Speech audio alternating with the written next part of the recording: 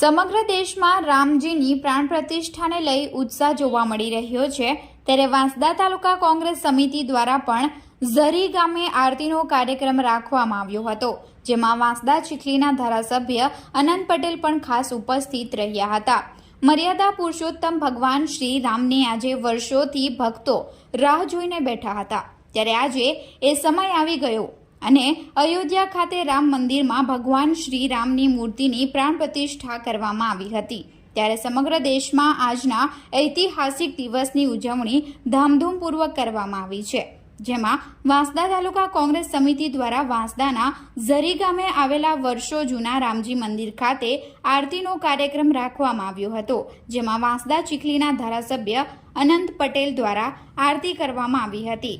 આ પ્રસંગે મોટી સંખ્યામાં ગ્રામજનો અને કોંગ્રેસના કાર્યકરો મોટી સંખ્યામાં ઉપસ્થિત રહ્યા હતા।